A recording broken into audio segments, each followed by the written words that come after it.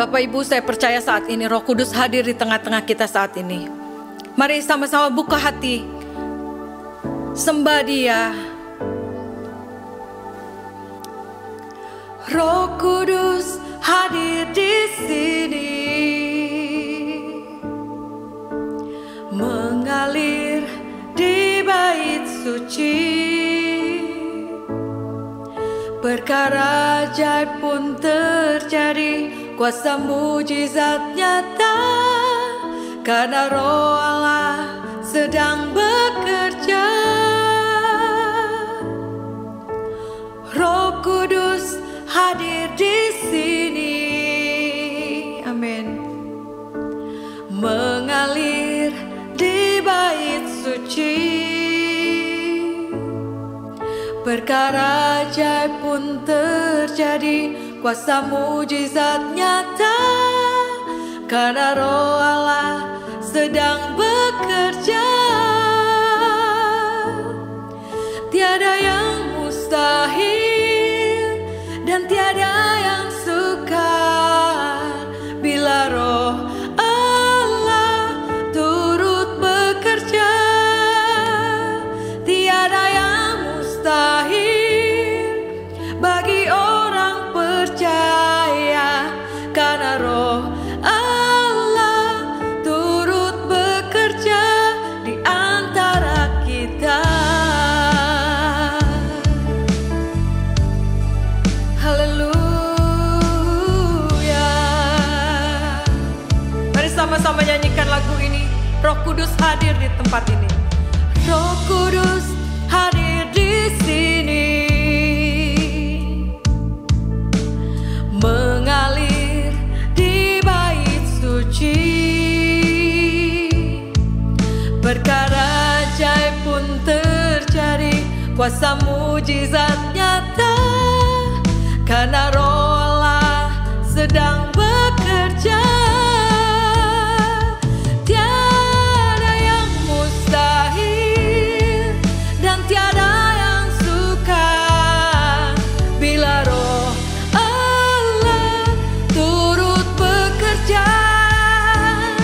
Tiada yang mustahil bagi orang percaya bila Roh Allah turut bekerja di antara kita.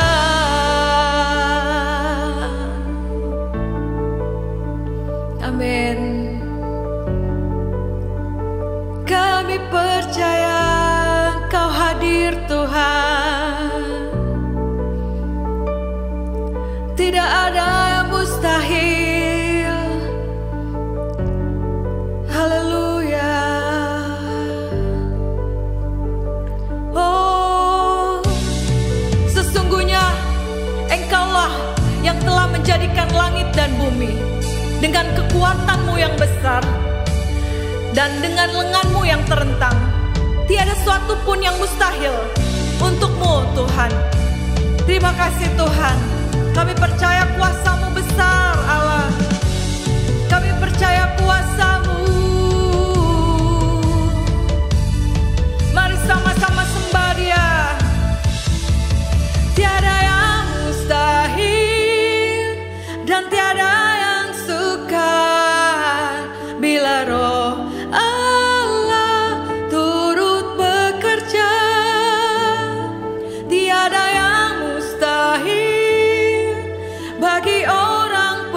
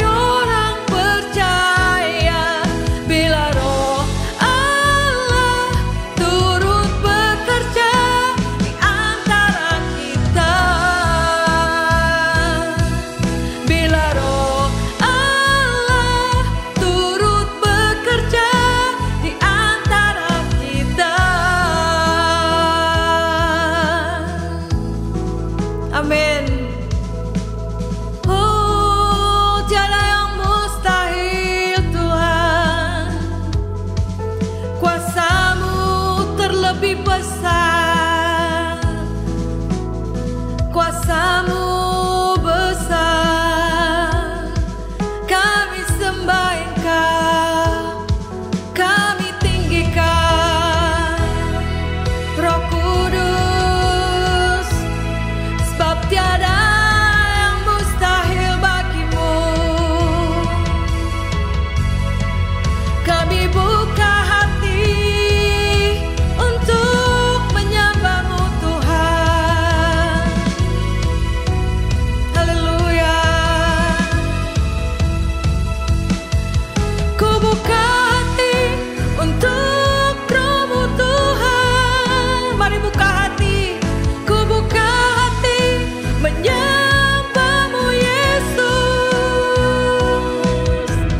Jamahlah kami, penuhi kami dengan kuasa Allah Maha Tinggi. Jamahlah kami, penuhi kami dengan kuasa Allah Maha Tinggi. Haleluya, amin, amin. Bapak Surgawi, kami bersyukur dan berterima kasih atas apa yang telah Kau kerjakan di dalam kehidupan kami. Kami bersyukur Tuhan karena kami tahu bahwa Engkau ada Allah yang sungguh luar biasa, hebat di dalam kehidupan kami. Kami merasakan jamahan Tuhan dalam kehidupan kami. Kami tahu Tuhan bahwa Engkau adalah Allah yang beserta bersama-sama dengan kami dan tidak pernah meninggalkan kami dalam segala keadaan dan situasi.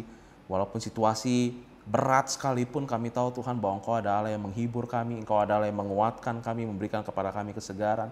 Dan kami tahu Tuhan bahwa rencana Tuhan adalah rencana yang terbaik dalam kehidupan kami. Kami bersyukur kami punya Tuhan yang hidup, kami bersyukur karena kami punya Tuhan yang menopang kami dalam segala keadaan dan situasi. Dan pada saat ini, ya Bapa Surga, pada saat ini kami ingin bersama-sama merenungkan firman Tuhan. Bapa Surgawi, biar melalui firman-Mu kami akan semakin disegarkan lagi akan pengenalan dan pengetahuan akan Engkau di dalam kehidupan kami sehari-hari. Terima kasih Bapak baik. Dalam nama Tuhan Yesus kami sudah berdoa. Amin. Shalom, saudara. Senang ketemu dengan saudara lagi di tempat ini pada saat ini, walaupun masih secara online. Dan hari ini adalah hari kita merenungkan tentang Roh Kudus, gitu ya, merenungkan tentang Roh Kudus. Dan sudah beberapa hari belakangan kita berbicara mengenai Roh Kudus, dan tema pada hari ini kita akan berbicara mengenai roh hikmat. Roh Kudus adalah roh hikmat, gitu ya. Efesus 1 ayat yang ke-15 sampai dengan ayat yang ke-17 mengatakan seperti ini. Ini surat yang menarik yang disampaikan oleh Rasul Paulus kepada jemaat di Efesus. Efesus 1 ayat 15 sampai ayat yang ke-17 mengatakan, "Karena itu setelah aku mendengar tentang imanmu dalam Tuhan Yesus dan tentang kasihmu terhadap semua orang kudus, aku pun tidak berhenti mengucap syukur karena kamu, dan aku selalu mengingat kamu dalam doaku dan meminta kepada Allah Tuhan kita, Yesus Kristus, yaitu Bapa yang mulia itu, supaya Ia memberikan kepadamu roh hikmat dan wahyu untuk mengenal Dia dengan benar." Perhatikan nih, R-nya R besar nih. Dan meminta kepada Allah Tuhan kita Yesus Kristus, Bapa yang mulia itu, supaya Ia memberikan kepadamu roh hikmat. R-nya R besar. Ini berbicara mengenai Roh Kudus, roh hikmat dan wahyu untuk mengenal Dia dengan benar. Ini yang menarik adalah doanya Rasul Paulus kepada Tuhan untuk jemaat di Efesus. Kalau andai kata kita perhatikan gitu ya, doa-doanya Rasul Paulus kepada jemaat-jemaat Tuhan, di mana dia berkirim surat kepada jemaat-jemaat Tuhan di berbagai macam kota, doanya itu selalu menarik dan doanya itu selalu unik. Kita baru ngelihat nih jemaat di Efesus. Jemaat di Filipi dia berdoa juga seperti ini. Dan inilah doaku. Filipi 1 ayat yang ke-9 sampai dengan ayat yang ke-11. Rasul Paulus berdoa begini, "Dan inilah doaku, semoga kasihmu makin melimpah dalam pengetahuan yang benar." Lihat tuh ya. Kalau yang tadi di Efesus dibilangnya supaya Ia memberikan kepadamu roh hikmat dan wahyu untuk mengenal Dia dengan benar. Di Filipi 1 ayat yang ke-9 sampai ayat yang ke-11, doanya Rasul Paulus adalah semoga kasihmu semakin melimpah dalam pengetahuan yang benar dan dalam segala macam pengertian, sehingga kamu dapat memilih apa yang baik, supaya kamu suci dan tak bercacat menjelang hari Kristus, penuh dengan buah kebenaran dikerjakan oleh Yesus Kristus dan memuliakan untuk memuliakan dan memuji Allah.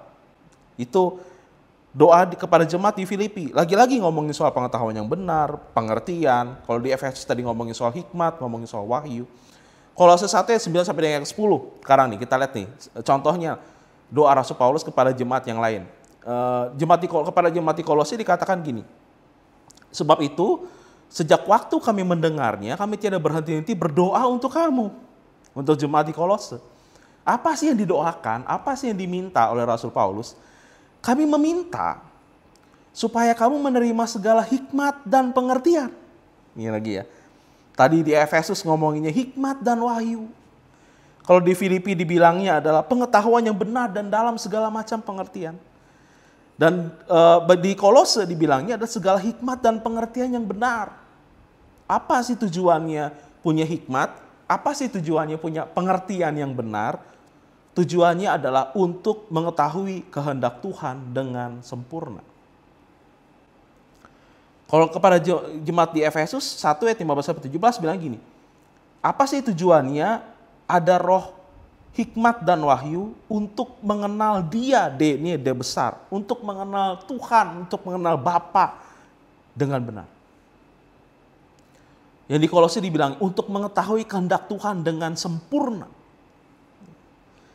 Sehingga hidupmu layak di hadapannya serta berkenan kepadanya dalam segala hal dan kamu memberi buah dalam segala pekerjaan yang baik dan bertumbuh dalam pengetahuan yang benar tentang Allah. Ini lagi-lagi nih dibilang pengetahuan yang benar tentang Allah.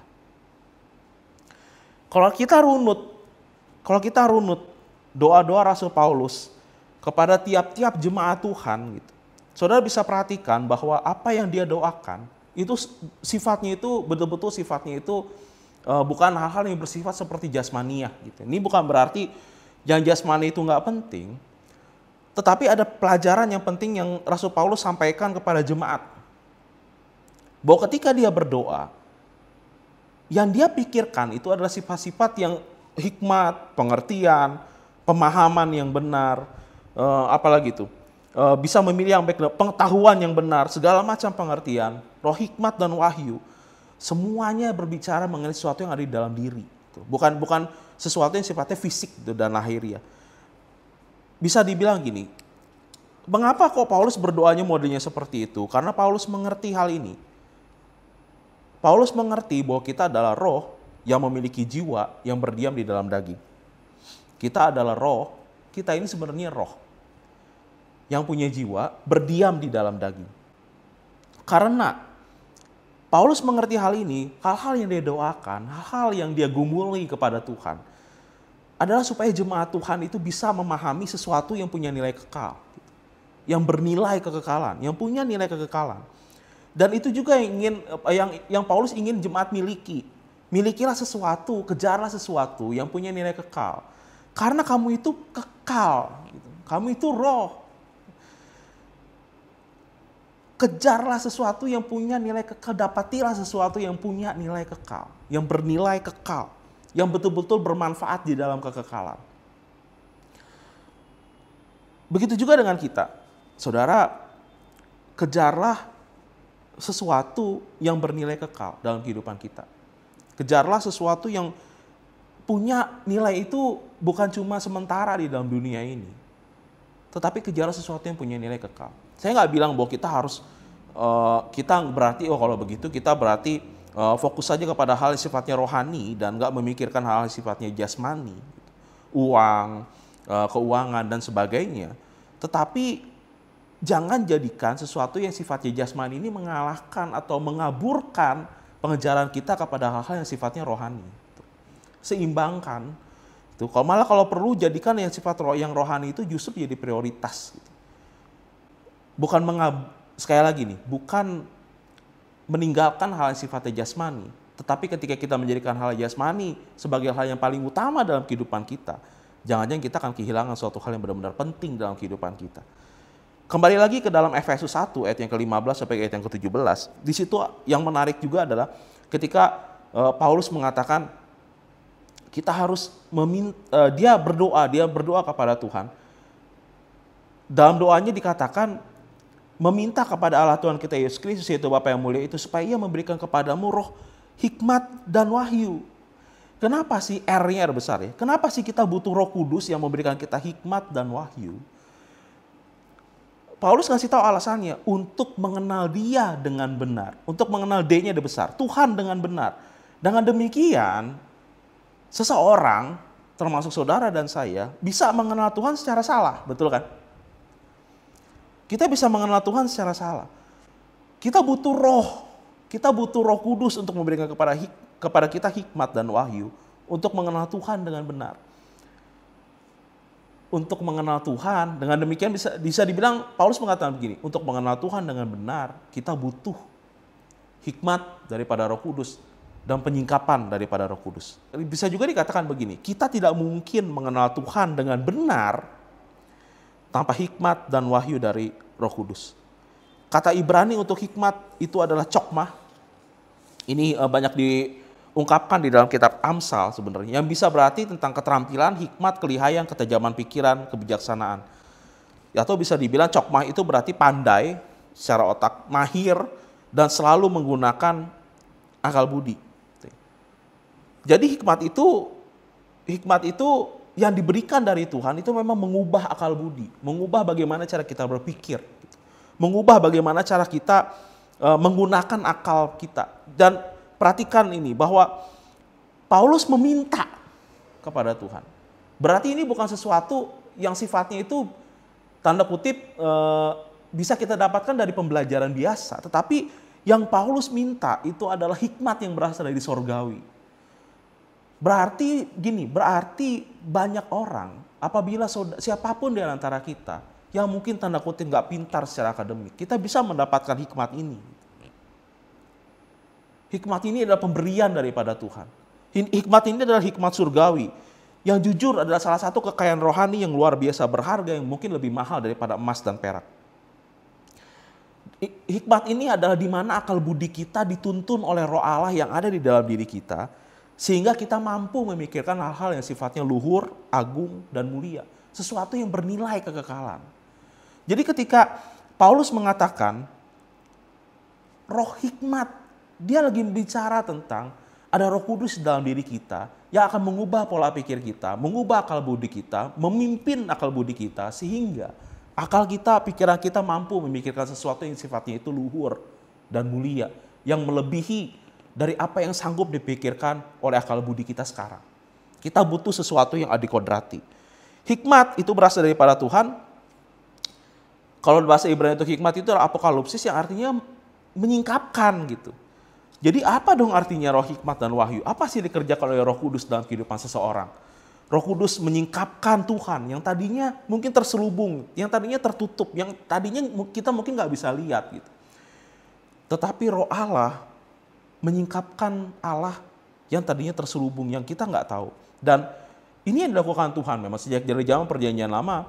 Roh Allah telah dengan berbagai macam cara yang berulang kali mengungkapkan Tuhan dengan cara yang supranatural, baik secara pribadi, kehendak dan rencananya kepada para nabi, yang bisa juga melalui tuntunan Roh Allah menuliskan kitab suci. Tetapi dia juga muncul gitu kepada pribadi demi pribadi di mana dia memperkenalkan dirinya, dan Roh Allah itu telah tinggal di dalam kita. Roh Allah itu telah tinggal. Sebagai penutup, saudara, pengenalan akan Tuhan yang benar itu harus dilalui berdasarkan pengalaman pribadi kita dengan Tuhan. Dan bukan hanya sebagai pengetahuan dan informasi belaka. Kita butuh persekutuan dengan Roh Kudus untuk mengubah akal budi kita. Kita butuh persekutuan dengan Roh Kudus supaya dia bisa menyingkapkan kita, supaya kita bisa mengetahui Tuhan yang benar, Tuhan yang sejati di dalam kehidupan kita. Kita bisa ngelihat Tuhan. Kita butuh pengalaman bersama-sama dengan Dia. Lalu ini, kenalilah Roh Kudus. Bayangkan, kita bahkan untuk mengenal Tuhan kita butuh bantuan Roh Kudus. Untuk berjalan bersama-sama dengan Tuhan kita butuh bantuan Roh Kudus. Pada saat ini berdoalah supaya kita bisa berjalan bersama-sama dengan Tuhan di dalam kehidupan kita sehari-hari. Kita butuh bantuan Dia supaya kita bisa bersama-sama dengan Tuhan, mengalami Tuhan di dalam kehidupan kita. Mari kita bersatu di dalam doa.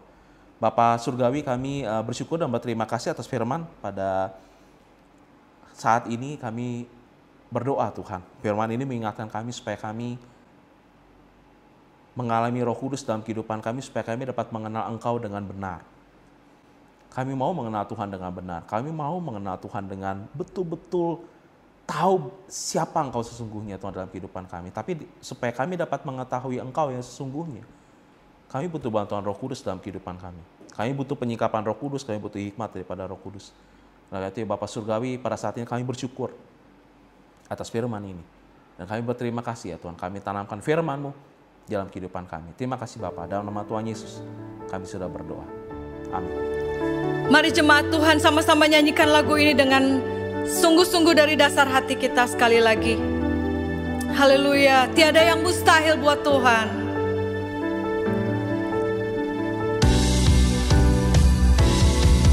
Tiada yang mustahil dan tiada yang sukar bila Roh Allah turut bekerja.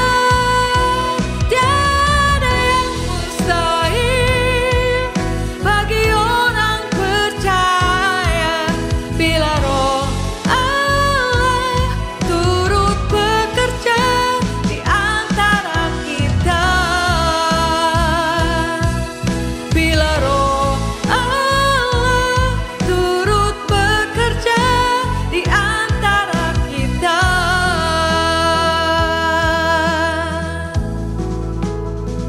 Terima kasih Tuhan. Sungguh tidak ada yang mustahil buat Engkau Tuhan. Terima kasih. Haleluya. Amin. Amin. Firman Tuhan tadi mengatakan bahwa kita butuh Roh Kudus untuk dapat mengenal Tuhan dengan benar. Dan firman Tuhan itu adalah seperti cermin, di mana kita bisa berkaca. Firman Tuhan itu seperti cermin di mana kita bisa melihat ke dalam diri kita sendiri. Dan pada saat ini, jika ada di antara saudara yang betul-betul rindu untuk berjalan bersama-sama dengan Tuhan di dalam kehidupan saudara, jika pada saat ini saudara tahu seperti ada penghalang gitu antara saudara dengan Tuhan. Jikalau pada saat ini saudara ngerasa kok saudara buntu gitu ya, kok saudara nggak bisa kenal Tuhan, nggak ngerti gitu ya. Apa sih sebenarnya Tuhan mau, apa sih sebenarnya Tuhan inginkan dalam kehidupan saya.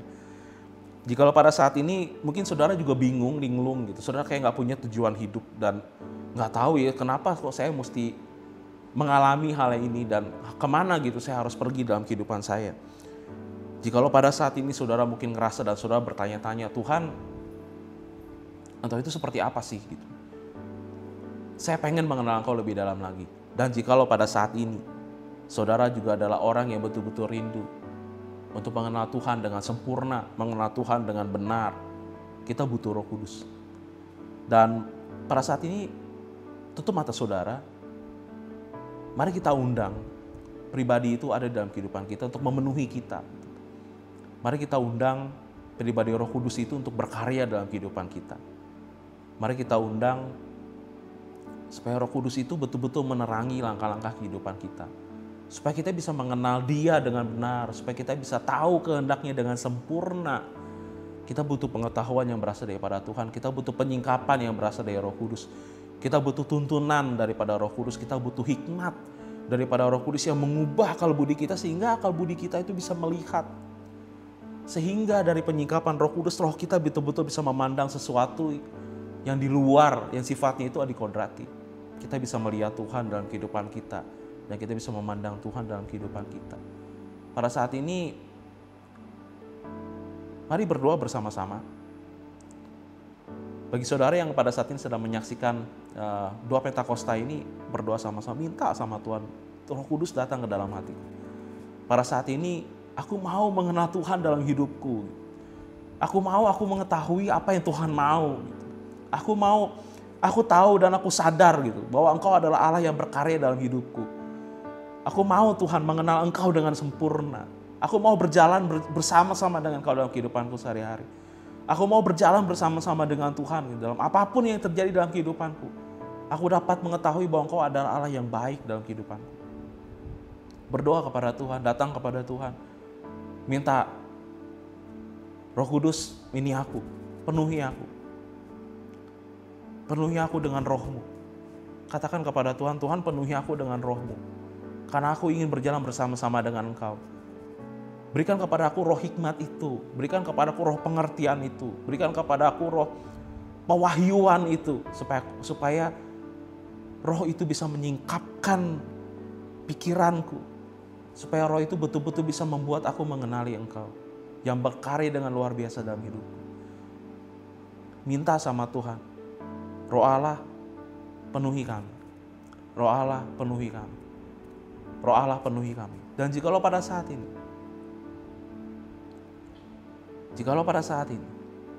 saudara rindu, angkat tangan saudara. Di rumah, angkat tangan saudara. Ini bukan masalah orang lain, ini adalah masalah antara kita dengan Tuhan. Jikalau saudara berkomitmen, angkat tangan saudara dan bilang sama Tuhan, Tuhan, aku membutuhkan Engkau dalam hidupku. Roh Allah penuhi aku. Roh Allah penuhi aku. Katakan itu kepada Tuhan. Nyatakan kerinduan saudara kepada Tuhan. Nyatakan apa yang saudara inginkan gitu kepada Tuhan. Saudara ingin berjalan bersama-sama dengan Tuhan. Saudara ingin tahu gitu apa yang Tuhan mau. Saudara ingin tahu gitu apa yang Tuhan taruh dalam kehidupan saudara, dan saudara ingin tahu. Saudara ingin tahu dan saudara ingin mengenal Tuhan. Angkat tangan saudara dan katakan kepada Tuhan, Tuhan, aku haus akan Engkau. Aku rindu akan Engkau. Bapa Surgawi, pada saat ini Engkau lihat tiap-tiap hati, Engkau lihat tiap-tiap kehidupan kami, Engkau lihat setiap umat-Mu yang pada saat ini sedang berseru kepada Engkau. Bapa yang baik, pada saat ini aku berdoa di dalam nama Tuhan Yesus Kristus.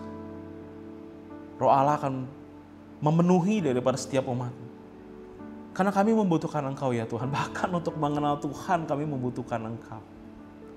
Kami gak bisa pakai kekuatan kami sendiri. Kami gak bisa pakai kemampuan kami sendiri. Kami gak mampu pakai kemampuan kami sendiri. Pemahaman kami terbatas. Logika kami terbatas. Kami gak bisa memahami Tuhan. Kami butuh Tuhan untuk memahami Engkau. Kami butuh Roh Allah untuk memahami Engkau.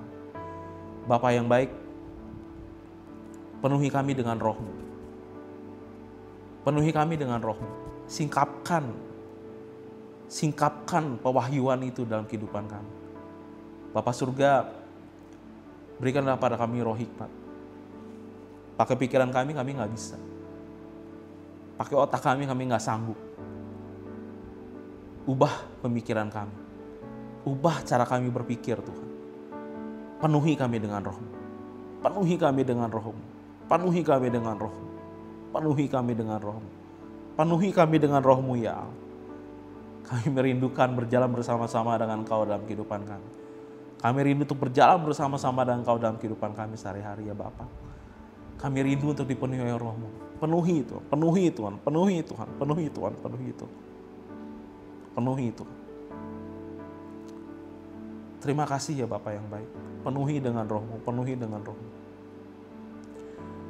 Bersyukur atas kebaikan dan kemurahan-Mu dalam kehidupan kami ya Bapa surga. Kami rindu untuk berjalan bersama-sama dengan Tuhan dalam kehidupan kami. Kami merindukan Engkau. Kami merindukan kehadiran-Mu dalam apapun yang kami kerjakan dan lakukan. Karena kami rindu supaya kami dapat merasakan kehadiran-Mu dan hadirat-Mu dalam kehidupan kami. Bapa, kami bersyukur karena kami punya Tuhan yang hidup. Kami bersyukur karena kami punya Tuhan yang luar biasa. Kami bersyukur karena kami tahu Roh Allah ada di dalam kehidupan kami. Dan Roh Allah akan menuntun kami untuk mencapai pengenalan yang sempurna akan Tuhan dalam kehidupan kami. Bapa yang baik, pimpin kami. Permasalahan apapun yang kami hadapi pada saat ini. Krisis apapun yang kami hadapi pada saat ini. Permasalahan yang berat, kecil, sedang, kami nggak tahu. Tapi Engkau yang tahu. Apa yang sedang dialami oleh umat-Mu. Permasalahan keluarga, permasalahan kesehatan, pekerjaan.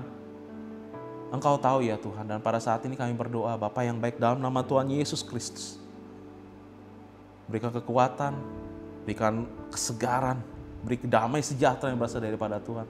Beri jalan keluar ya Allah. Dan kami percaya Tuhan, kami percaya satu hal, bahwa Engkau ada Allah yang sangat baik. Dan Engkau ada Allah yang memberikannya terbaik dalam kehidupan kami. Bersyukur dan berterima kasih atas berkat-Mu dalam kehidupan kami. Kami percaya Tuhan, kemanapun kami pergi, perkenanan Tuhan akan menyertai kami di dalam sekolah kami, di dalam kuliah kami, di dalam pekerjaan kami, dalam usaha kami, dalam keluarga kami, dalam apa yang kami kerjakan dan lakukan. Nama Tuhan ditinggikan dan dimuliakan. Jadikan kami saksi bagi kemuliaan nama-Mu dimanapun kami berada. Dan sekali kami bersyukur. Karena kami kemanapun kami pergi, kami akan membawa hadirat Tuhan dan kami akan membawa perkenanan Tuhan. Terima kasih Bapak. Dalam nama Tuhan Yesus Kristus, kami sudah berdoa dan mengucap syukur. Amin.